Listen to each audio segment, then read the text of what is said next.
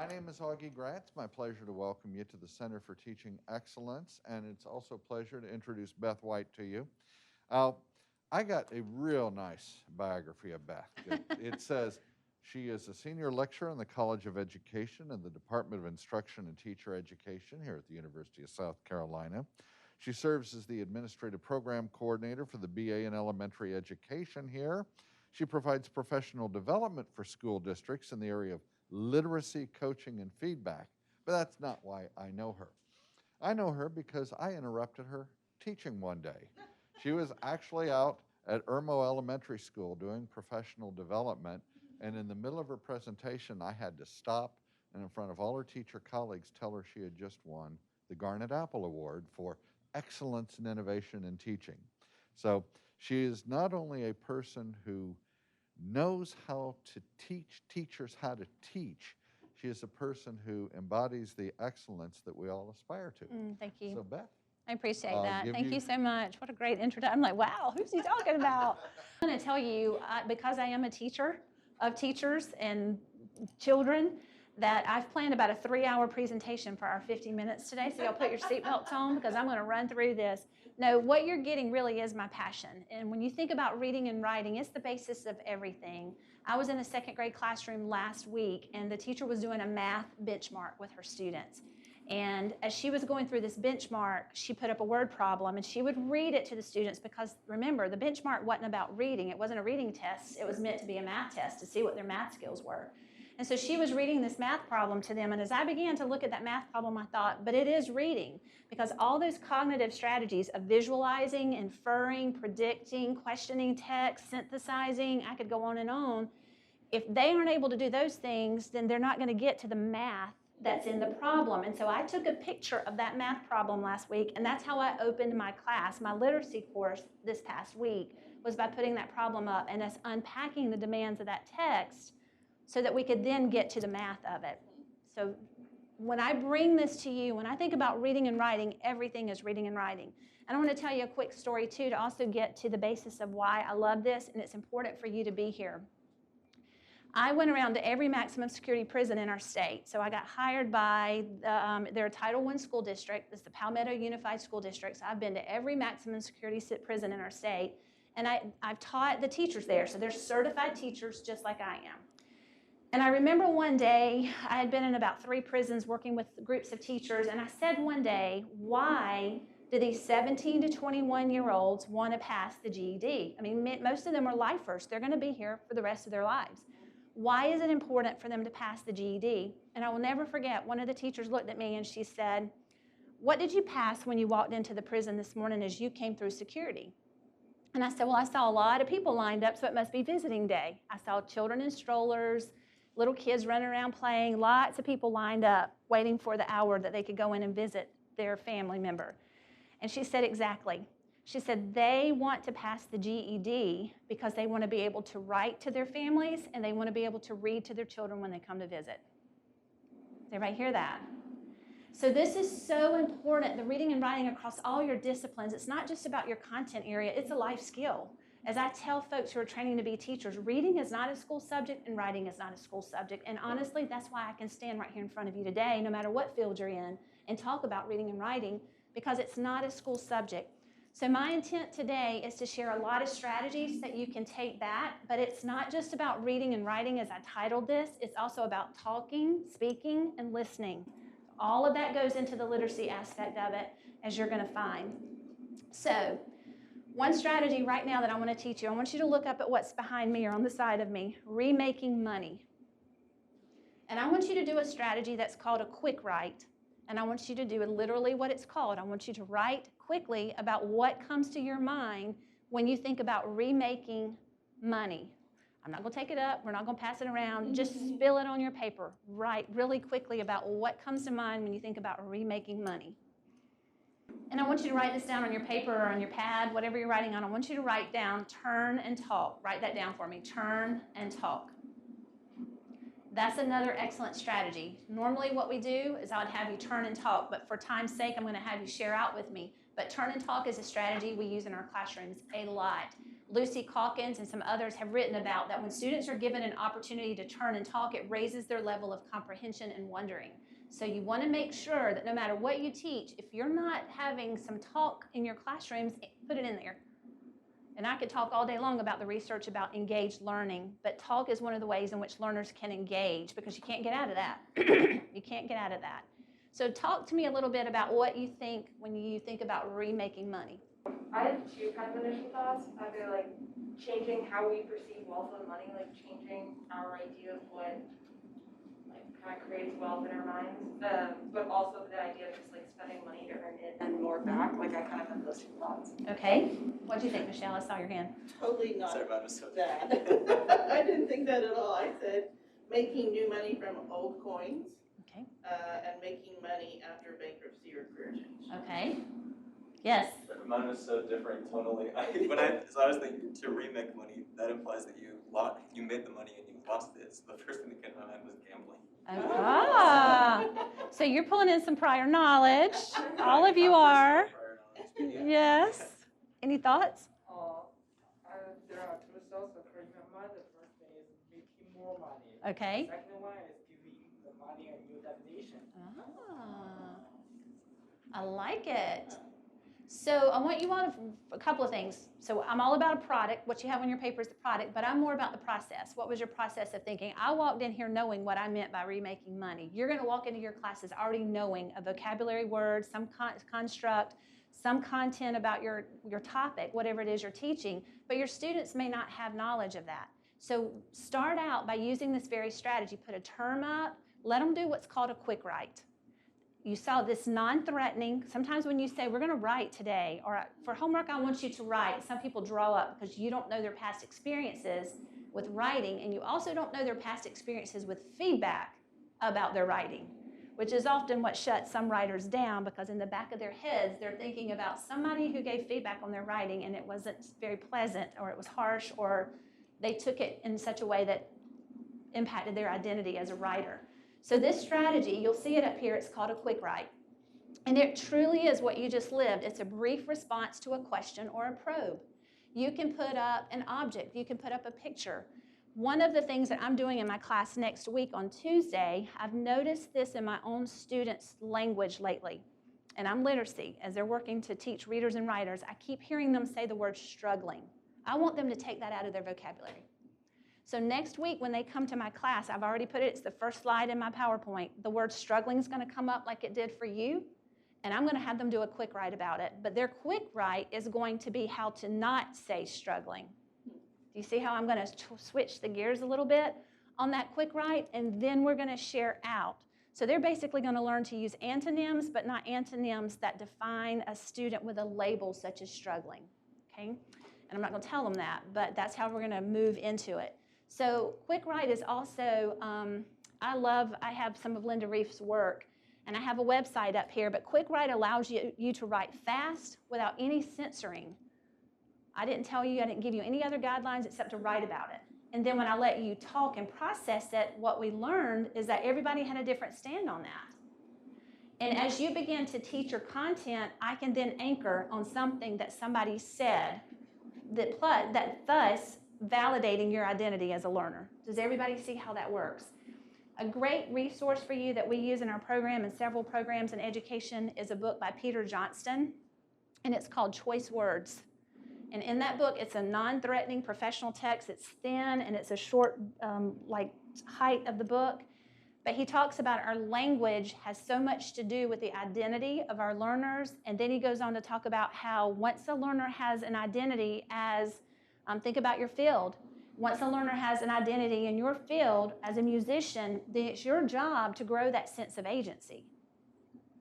But what if we have someone who comes in, I would think by the time they got to you, they already have an identity as a musician, whereas I do not. Not so much, really. So your job is to build their identity as a musician before you can even grow their sense of agency. If I'm going to have assignments in my syllabus where students are going to have to write a lot and submit that to you, then help grow their identity as writers, then you can grow that sense of agency. But it's not just about the writing, it's about the content specifically for what it is that you're teaching. And so we'll talk even more about that.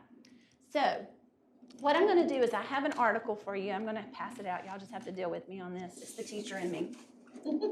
This is an article from Time for Kids. Fascinating. I used this with some middle schoolers recently. Had them do the same thing.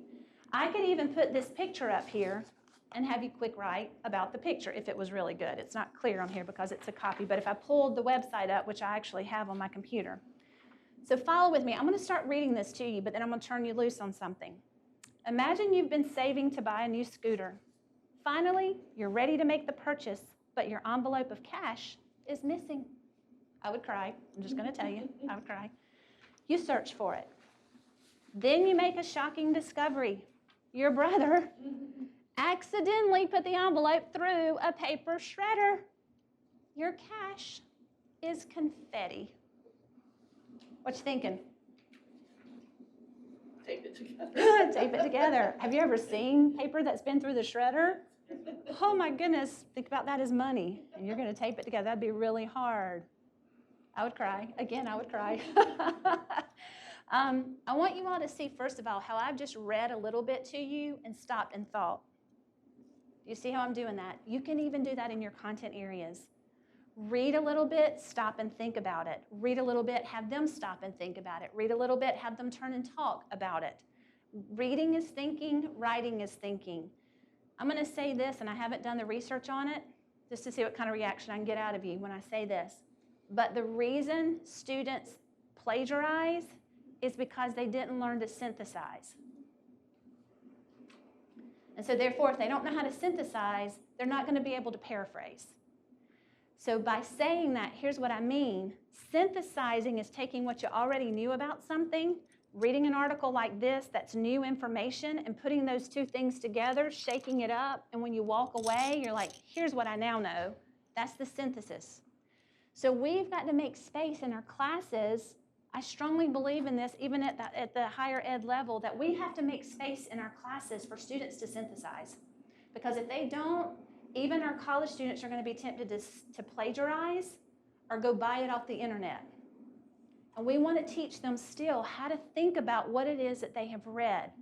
So here's what I'm going to do.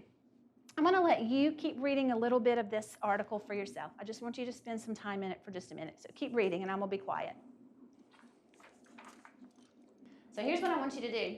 You can write on this piece of paper or something else. I want you to jot down a couple of important ideas that you got from reading this.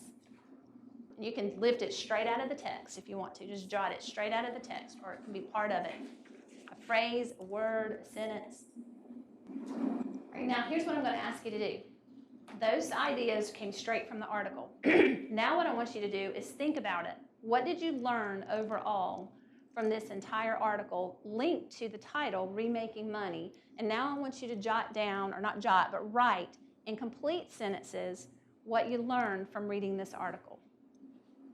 As a teacher of anybody, we don't want to just say, okay, now let's talk about what you've written down. If somebody's in mid-thought, because writing is thinking and reading is thinking, we need to say, I'm going to let you finish that last thought. That prepares the writer to finish the thinking in the sentence. And it also honors that space, because it says, I know what it's like to be in the middle of writing something and somebody interrupt my thought.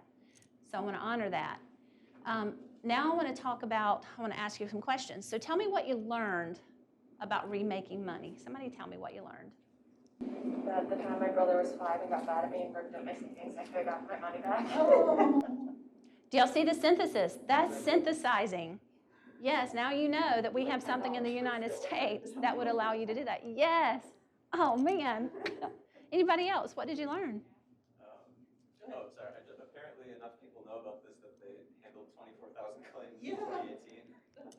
Thank you, and I love the way you worded that. You were exactly right. I was like, why didn't I know about this? Like, I could have even gotten a job there. That might have been a career I would have wanted to have pursued. Yes. That people who lose their money in hurricanes and floods actually have a way to get back what they have thought they have lost. Yeah. Anything else? Did you want to add anything? I think make money is a kind of some, it seems like you can save someone's life savings. Yeah, and even I love thinking about life savings. It even draws from your prior knowledge of people years ago who buried money on land And you could dig that up, and it's petrified. Remember it used that word petrified? You could even take that in possibly and get some money. So it makes me want to go in the woods. Not really, but. Now, here's the other part of that. Notice that I didn't start with the important ideas. I started with what you learn. I could now flip that around and say, so what was in the article that helped you know that? Then that's driving you back to the important ideas. So often our students, even at the college level, this is my 12th year here at the university, so often they want to give us what exactly they read. I want to know what you learned from it. So I'm going to start with, so what did you learn from it? What did you synthesize from that text? And then I'm going to say what from the article or that chapter or that journal article helped you to know that. So it's going back to the text. Eventually, we can wean them off of that. We don't have to do that. But this is a strategy that I pulled out from a book years ago when Common Core was around. But Lucy Calkins, who's one of the giants on whom we stand as literacy educators, she's written multiple books. This was a strategy in there. And so I, with a middle-level colleague, we rewrote a syllabus for many of our programs in the College of Ed, and we wanted our students to transact with text in different ways than what the evidence was showing that they were doing. And so we found this strategy, and we put it in as a strategy to use in that course. I can't tell you the number of students who've said what this does for them and how they transact with the text, because now it requires them to think about it.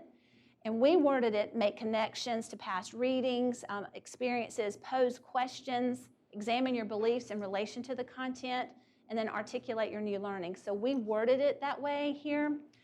But I want to show you what I'm doing now. So let me, y'all hang with me and I'm going to talk about my personal experience in a minute. So one of the classes that I teach in the College of Ed is in the spring of the junior semester for folks who are majoring in my program. So I have them in junior spring. Now here's the beauty of it though. I have them again this fall, the same exact students in your senior fall semester. So in their junior spring, they're required to use this template to respond to all the text in my class. But this semester, I change it, and I'm going to show you on this slide. Very similar.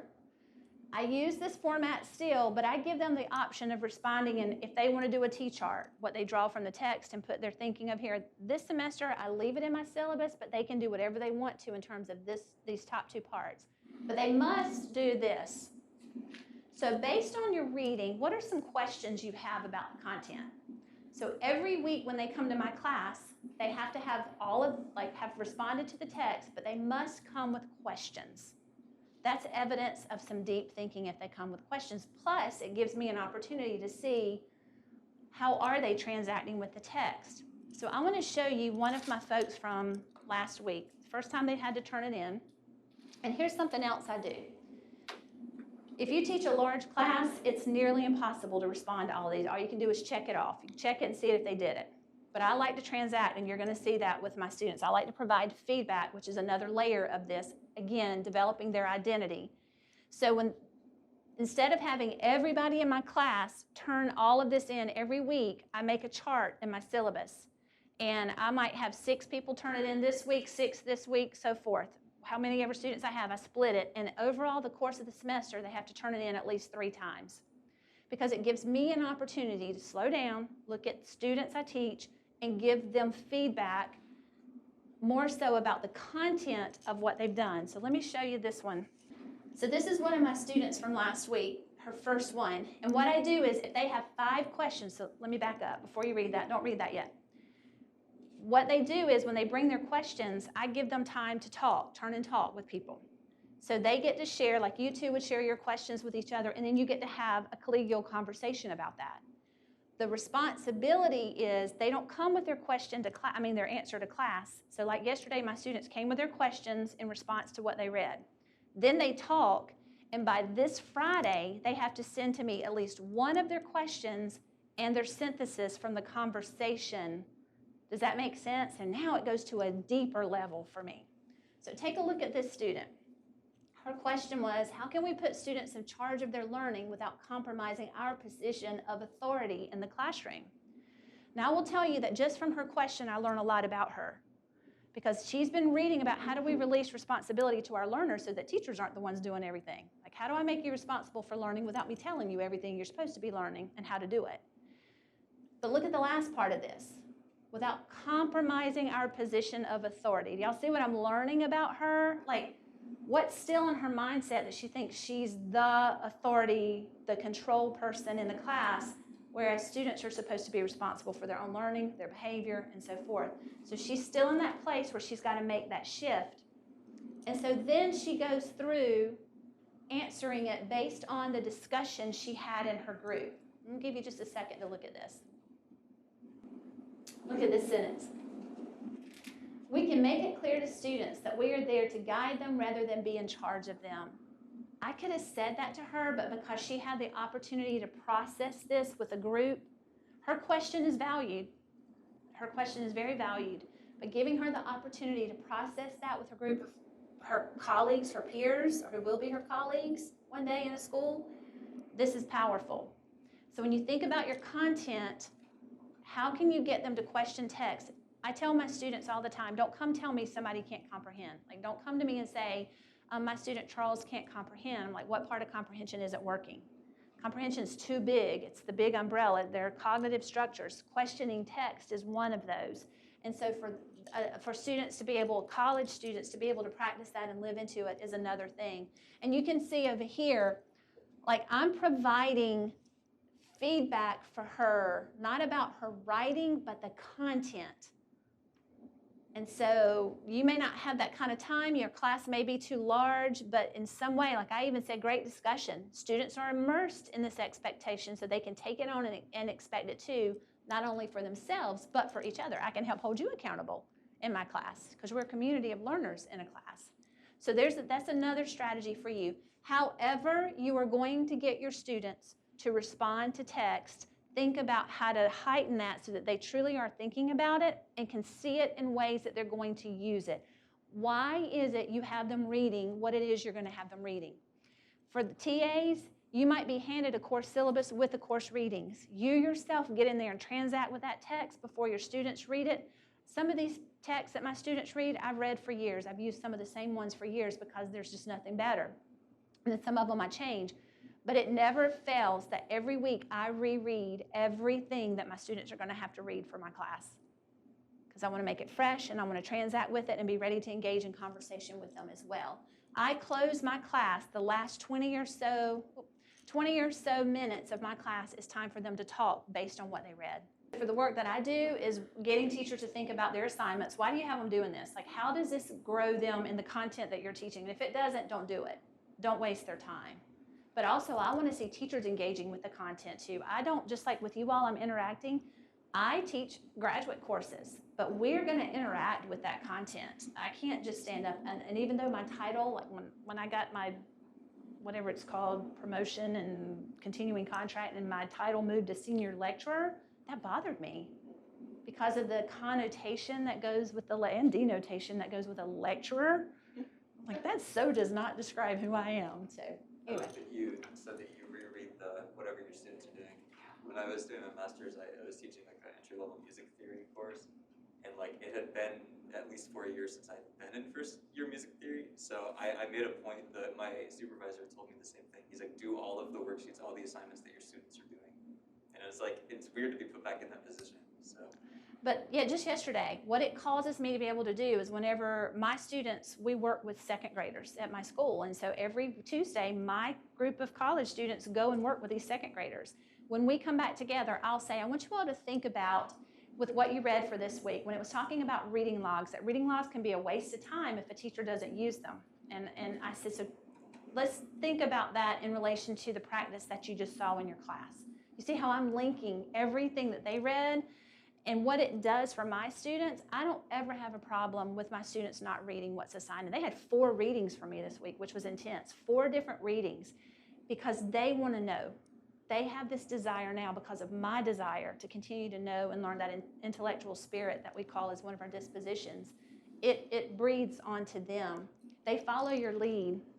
So I want to do this. You may not know, this may be a little bit harder if you don't know your assignments, if you're a TA, but maybe you have some experience, or you can think back to a class that you had taken. I want you to do an assignment web. So put the word assignments in the middle of your paper or in the middle of your tablet, and I want you to branch off of it. What are some assignments that you teach?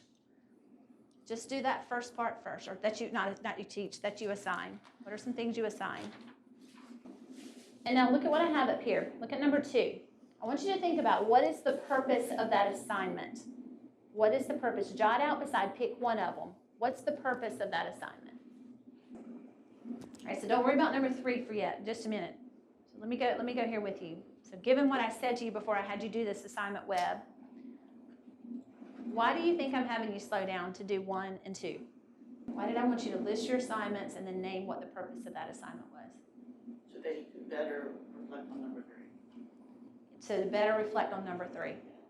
So that you will better know why it is you have them doing what they're doing given the content that you teach. So for me, let's take that narrative progress report. My students have to write a narrative progress report based on the student that they're working with this whole semester, that little 2nd grade reader.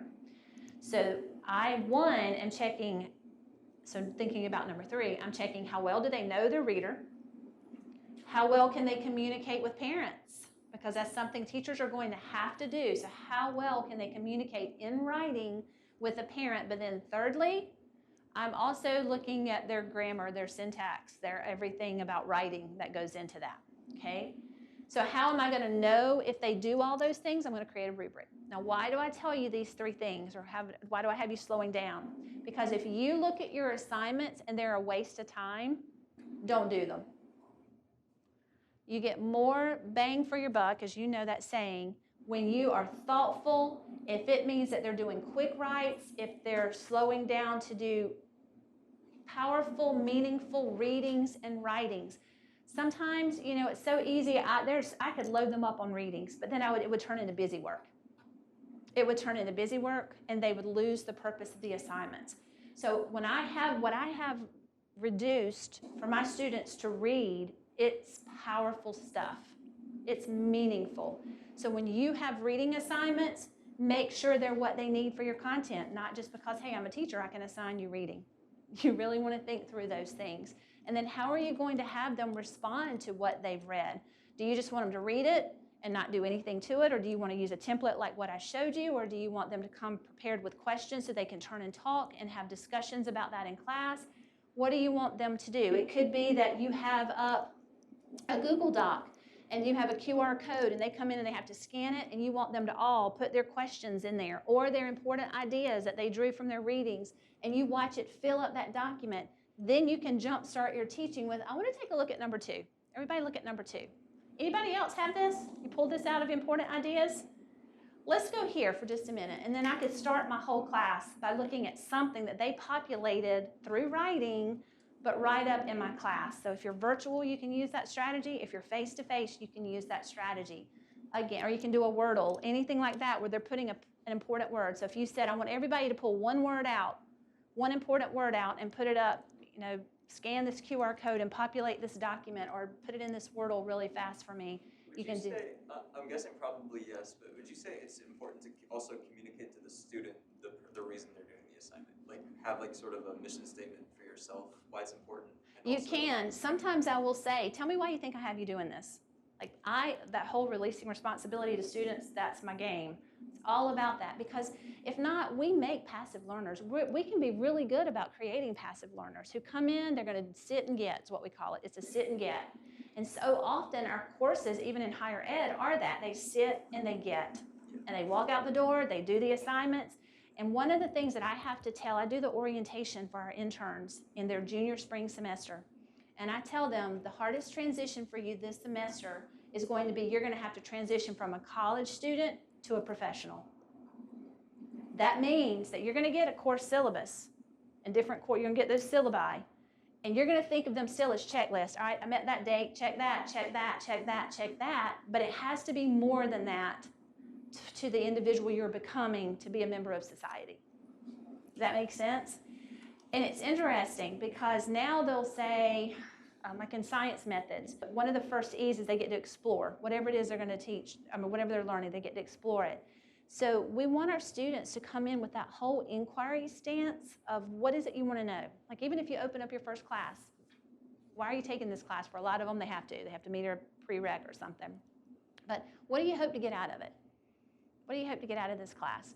So anyway, your goal is to engage them. engage them. Find ways that engage them and ask them questions. I love that you asked that question, that need to know. So the ways of knowing is based on whatever your purpose is, how are you going to know that they know whatever the purpose was? And this kind of goes back to your question. And if it's to help them be more aware of the environment, if it's to learn more about how the mind works emotionally in relation to a pandemic, how are you going to know that? And is it the rubric that's set up? And you all, I'm going to tell you, if you're taking on somebody else's course syllabus, study the rubric if there's a rubric in there. How are you assessing their work so that you fully understand it and believe in it? The main thing about a course syllabus that cannot be changed is would be the learning outcomes. And you really can't, there's a certain percentage of a course syllabus you can't change, or else it has to go through the whole process here at the university. But there are some things that you have the liberty to change. You might want to ask somebody in your program first, but to make it match your beliefs and your practice, I think you have the opportunity to do that. All right, we're not going to do this, but I'm putting this in here. So let's say you all have been with me now for 20, 35, let's say a good 35 minutes. It is at this point that I could stop the class and let you take a writing break. Let you sit and write about what is it you've learned, what is it we've talked about, where's your thinking right now. Let's take a writing break. Now this says, and I'm pulling it straight off this source that I really like, but letting that retention rate hover. What is it? It's 10 to 30% students remember what they hear and see. But the rate goes up to 70 to 80% of students get to transact with it, get to do it, and get to write about it. And so often in our courses in higher ed, they're lecture, just lecture, lecture, lecture. And so they're walking away retaining 10 to 30% of that information. When I was in college, I went to Winthrop. That's where I got my undergrad. And history was never my thing. I'm just going to own it. History was not my thing. And I'm sort of like, what's his name in The Lion King, Rafiki? In the original movie, I remember when he hit Simba on the head and he says, "It doesn't matter, it's in the past." That was my philosophy. Now that I've gotten older, I appreciate history a lot more. But why? I've reflected on that over the years. And a lot of it is because my instructors, high school and in college, lectured. I didn't get to engage with the content. I had to sit and listen, and it never gave me purpose. And I remember that my aunt and uncle bought me back then one of those little tiny recorders. Y'all may remember, and I was in an auditorium. It was like History 101, and I went down and I would place my little recorder to record the professor, and I would go back to my room and I would listen to it again and put any notes in there because the blue books. All my tests were essay tests, and I did not do well on those. Why? Because it was all memory. All I had to do was remember it for that test, for that essay, and write about it, but I never internalized it. I just didn't internalize it. We want to give them the opportunity to be able to do that. So what strategies can you use? They don't have to be in your course syllabus. None of these are written in my course syllabus. It's just my structure. It's what I do in my class. But give them some writing breaks. Yes? So one of the questions I get from faculty and graduate TAs is, I have to teach all of this content so that they can move on to the next course. I don't have time to do this. What do you say to I say you people don't who have say time not to do it. That's how I respond, and I believe that wholeheartedly. Regie Routman says in a book on writing essentials that teachers make space for what they value. Are you more about valuing time and content coverage, or are you about them really digging in and learning what it is that you're teaching? Yeah. And there's no other way to say that than how I just said it. Tell me what you value. If you value content coverage, then keep doing what you're doing. But if you value students learning, then slow down and let them transact with the content. So here's another one. I want you to make this, it's like another web, but we're going to call this one clustering. Take the word feedback, and just every word that comes to mind about feedback, put it on there. Every word. All right, I'm going to stop you because we're going to run out of time. So quickly, throw out some words to me. What came to mind when you thought about feedback? Criticism. Positive, negative. Positive. What'd you say? Encouragement. Encouragement. We could keep going. So this is another way to engage your students. You can, again, open class, put up a word, see if they know. What do they know? Let them put some words around it. This is a strategy that's called clustering or webbing, if you want to. It's uncovering what learners already know about a topic or a subject, or what they think they know. Do y'all remember doing those KWLs when you were in school? What do you know? What do you want to know? What do you learn? Like, those can be such a waste of time, because if I don't know what I want to know. Like, if I already don't have any background, I don't know. So this is an idea for you to get a sense, and you saw how quickly I did that. Write it, share with me, just put your word out there. We don't have to stop talk about it, but I now have a little better understanding of what you're bringing to just this one word alone, depending on what my topic could be. So again, with clustering, here's the reason I put feedback in here. However you have an opportunity to provide feedback, whether it's to your whole class when you're talking, or if it's in, like you saw my sample that I put up there from my own student. John Hattie, if you know any of his work from Visible Learning, he talks about the power of feedback. One of the theorists on whom I stand is Brian Camborne from Australia, and he says feedback is one of the conditions of learning. It's different from praise. Research also shows us that, I'm going to use that word struggle, but students who have a hard time with content or struggle, that they often get praise and not feedback. Isn't that interesting?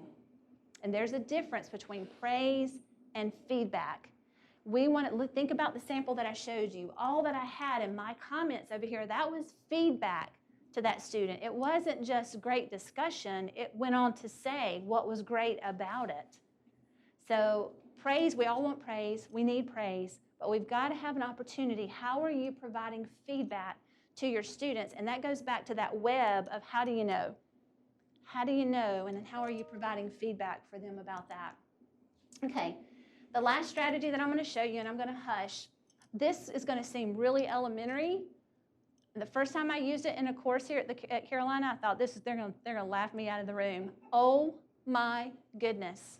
I have shared this with many of my colleagues. It's called an alpha box. Basically, when you get through a unit that you're teaching, you can have them fill in with all kind of words that are related to whatever that unit was that you're teaching. I do this at mid-semester for the mid-semester exam. I have my students fill this in, and then they share out with me. I drew one on a piece of paper, and I fill it in, and then I say, so your mid-semester exam is going to be about all these things. Y'all see how I do that? It's really cool. I have one pulled up that I want to show you. So this is about earthbound asteroids. Start filling it in. And then here's the other thing. I'm going to give you this handout.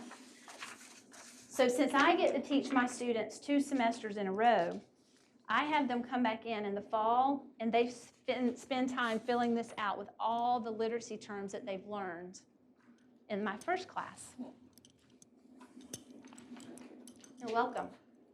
Now turn it over to the back, though. I want you to see what's on the back of this sheet.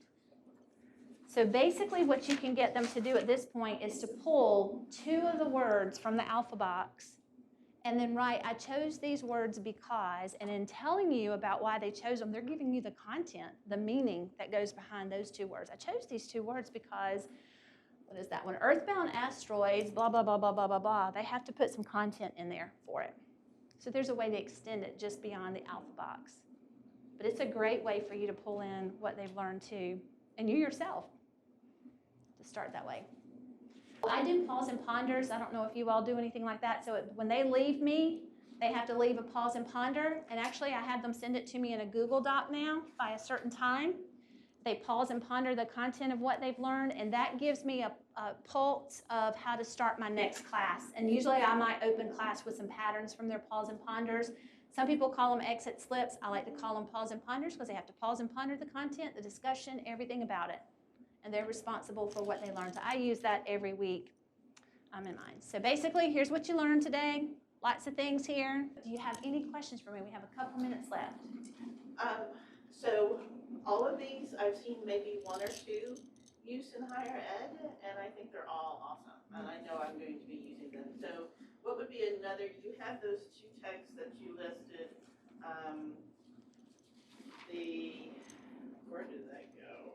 I wrote down the name, Daniels, 2007, Yes. 2004. Would those be good ones to read? Yes, so Harvey Daniels, these folks, Okay. they did a book years ago, and then they did remakes of it, updated editions called Best Practices. Does that sound right? But yes, I like this one. This was for reading. The other one I showed you is about writing. Okay. You got it. They have, and the great thing about these is like strategy after strategy. You see how they list the strategies? Yeah, Yes. Yeah. So, very cool. absolutely. Anybody else? Yes. So I'm a grader and I help with extra help. I don't straight up teach. Do you have recommendations for what of these techniques would work really well for like review sessions in a very heavily math-based course? Because like we don't really have vocab. It's more of like having to understand how equations work and how they're impacted by different factors.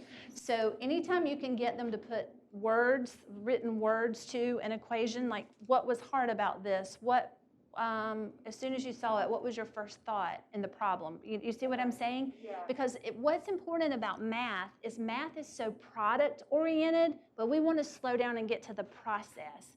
And often when you get to the process, as one of my folks in writing, and I just forgot his name, he says help can only be given in the midst of the process.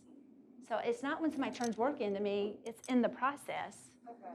So if you're tutoring students, get in the middle of the process. You can look at their products, but if you don't know where the breakdown is in the process or what they're thinking, it's hard to help. Okay. Thank you. Yeah. Yes, sir. I'm curious about the question I mean you show us a question and you have some response for your students. I want to know what the question is like. It means any questions related to my class is okay? Yes. Any questions? It is, and let me tell you, that's such a great question. So he's asking me about the questions. You remember how I had it where students could question their text? So what I'll sometimes do, because last week was their very first week, and you know when you have a new instructor, you're like, what does she want? What is she looking for? What is he looking for? So what I do is I will then take like the one that I showed you, and I take students' names off of it, and I ask the students first, can I use yours as a demonstration? When I do that, then it raises the bar for the expectation. Because one girl, she turned hers in and she bulleted. So I gave feedback, so I have expectations the next time there's a depth to it that she didn't send me the first time. You see what I'm saying? Yeah. Good stuff. Great questions, y'all. Beth, I want to thank you so much for sharing your time with us. And again, one of the things I loved about what you did was how it's implicit in everything that teaching is an active activity. That so many times if we're not careful, we treat it as passive, where we just throw information out. So everything you had did that. So, well, I appreciate that, and you've given me some things to use. So thank you so much. Appreciate it. Thank you all so much. Best wishes to you.